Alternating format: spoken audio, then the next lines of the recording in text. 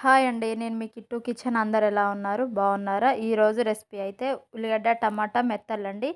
ఈ కాంబినేషన్, ఈ మెత్తల కూర అంటే ఎవరికి ఇష్టం ఉండకుండా ఉంటుంది చెప్పండి? చాలామందికి ఇష్టమండి.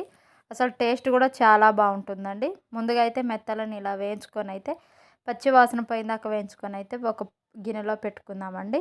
కడాయి పెట్టుకొని స్టవ్ ఆన్ చేసి ఆయిల్ హీట్ ఎక్కే వరకు ముందుగా అయితే వేయించుకున్న మెత్తలను నీళ్ళల్లో అయితే వేసుకుందామండి. ఆయిల్ హీట్ ఎక్కిన తర్వాత ఉల్లిగడ్డ, పచ్చిమిర్చి అయితే వేసేసుకుందాం. ఇవి మంచిగా ఫ్రై అవ్వాలండి. ఆనియన్స్ అనేవి కొంచెం ఫ్రై అయిన తర్వాత చిటికెడంత పసుపునైతే వేసుకుందామండి.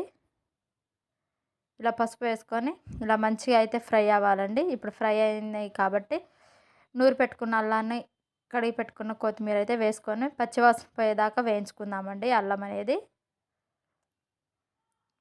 అల్లం అనేది పచ్చివాసన పోయిందండి. ఇప్పుడు కడిగి పెట్టుకున్న మెత్తలను అయితే వేసుకొని ఫ్రై చేసుకుందామండి. ఉల్లిగడ్డలతో పాటే ఫ్రై అవ్వాలి, టేస్ట్ మంచిగా ఉంటుంది.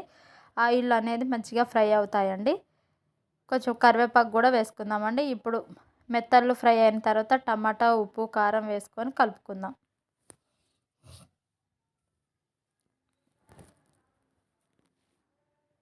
అసలు చాలా బాగుంటుందండి. దోసకాయ, వంకాయ, గోంగూర ఇలా చాలా వాటిలో వేసుకొని తినొచ్చండి. కానీ ఈ మూడింటి కాంబినేషన్ చాలా బాగుంటుందండి.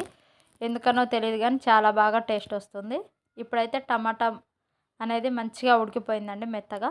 ఈ రెసిపీని అయితే మీరు కూడా ఖచ్చితంగా ట్రై చేయండి. టేస్ట్ ఎలా ఉందో మాకు కామెంట్ అయితే చేయండి ప్లీజ్. చూసారు కదండి ఎంత బాగా అయితే వచ్చిందో. సింపుల్గా కూడా ఉడికిపోతుందండి. అంత పెద్ద హడావిడి ఏమీ అవసరం లేదు. ఇప్పుడైతే గరం మసాలా కొంచెం వేసుకుందాం. గరం మసాలా వేసుకున్న తర్వాత ఒక చిన్న గ్లాసుడు వాటరే పోయండి, ఎక్కువ కూడా పోయవద్దు, టేస్ట్ బాగుండదండి. చూసారు కదా ఎంత సింపుల్గా, ఎంత తొందరగా అయితే కర్రీ రెడీ అయిపోయిందండి. చాలా బాగుంటుందండి ఈ మెత్తళ్ళు, ఉల్లిగడ్డ, టమాటా. ఇష్టం లేని వాళ్ళు కూడా ఇష్టంగా కూడా తింటారండి. అంత బాగా ఉంటుంది వీటి మూడింటి కాంబినేషను. ఇలా అయితే ఉడికిపోయిందండి. స్టవ్ ఆఫ్ చేసుకుందాం.